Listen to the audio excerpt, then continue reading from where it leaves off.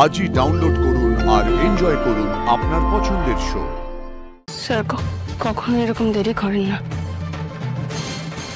আমি তাই স্যারকে খুঁজতে এখানে এসেছি।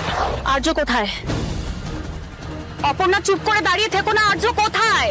মীরা, তারা অর্ক, তোমার একটা প্রশ্ন করছি তো, আর্য কোথায়? অপর্ণা শুনতে পাচ্ছ না? কি হয়েছে তোমার? তুমি ওর সাথে এভাবে কথা বলছো কেন? অর্ক, কারণ আছে বলেই বলছি। কারণ মানে কি কারণ? আমার ফোনে একটা আননোন নাম্বার থেকে ফোন এসেছিল, যেখানে বলছে যে আর্যর একটা খুব বড় বিপদ হয়েছে। বিপদ?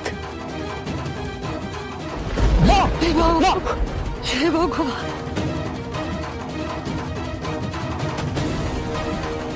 কি অদ্ভুত! অচেনা কেউ ফোন করে তোমাকে বললো এই কথাটা তো সত্যি নাও হতে পারে। তোমরাও তো কেউ কিচ্ছু জানো না আর্য কোথায়।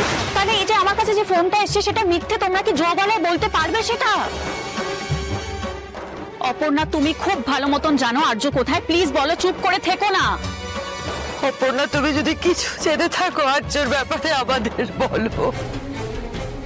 যদি জেনে থাকো মানে ও জানে, আমি বলছি ও জানে, ও কিচ্ছু বলছে না, তাই জন্যই চুপ করে আছে, ও জানে বলেই। আর্যদা কোথায় অপর্ণা? আমরা সত্যি ওনাকে নিয়ে টেনশনে আছি। অপর্ণা প্লিজ আমতা আমতা করো না, আমরা সবাই জানতে চাই এসআরের কি হয়েছে।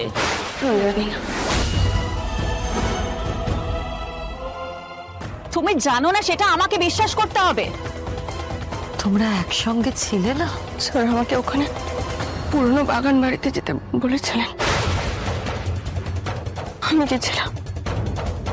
কে দেখেছে স্যার ওখানে নেই। স্যার আসেননি, অপেক্ষা করেছি, খুঁজেছি কিন্তু পাওনি।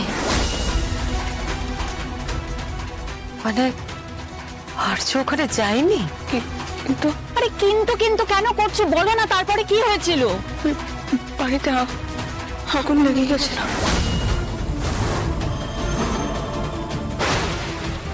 আমি তাই খুঁজতে পারিনি স্যারকে। আগুন আগুন লাগলো কি করে অপর্ণা? জানি না, কিছু জানি না, আমি কিছু জানি না। তুমি এখন বলছো আগুন লেগে গেছে, এতক্ষণ কেন চুপ ছিলে তুমি অপর্ণা? আর তুমি এখানেই বা কি করছো? স্যার কখনো এরকম দেরি করেন না,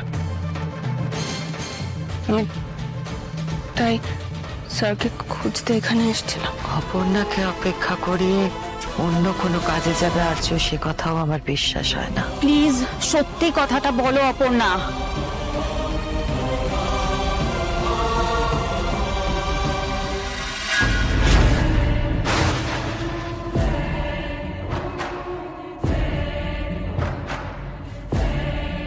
অপর্ণা, তুমি ওপরে কোথায় যাচ্ছ?